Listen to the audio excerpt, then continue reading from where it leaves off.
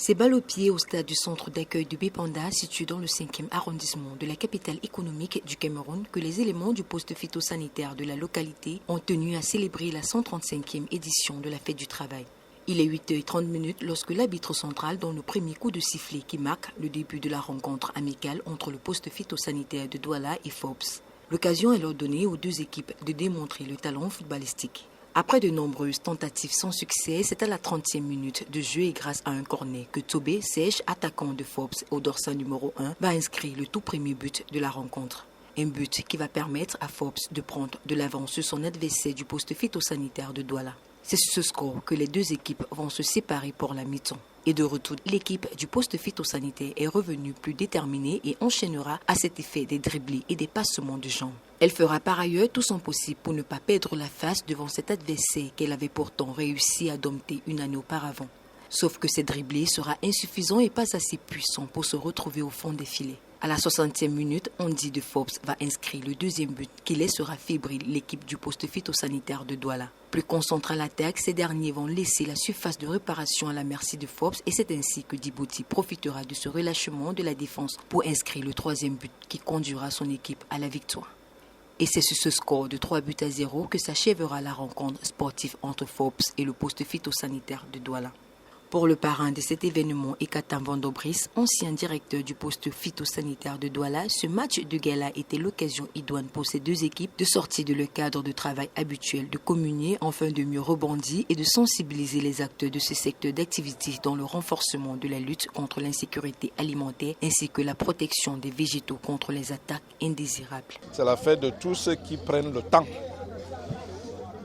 de développer notre économie, de faire vivre des familles et de rendre notre pays prospère. L'opportunité de cet événement entre dans la logique du partenariat public-privé.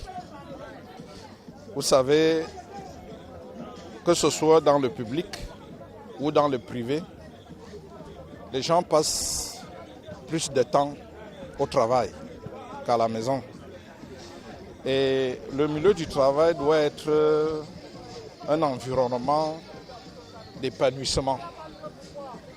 Les gens qui se côtoient, qui travaillent ensemble, se doivent, n'est-ce pas, de mettre en place des outils qui rendent leur travail facile, qui créent une émulation par rapport aux objectifs qu'ils doivent atteindre chacun à son niveau.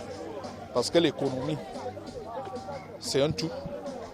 Chaque acteur a une fonction à remplir et il est important que chacun dans son domaine remplisse sa fonction dans la gaieté, dans la paix.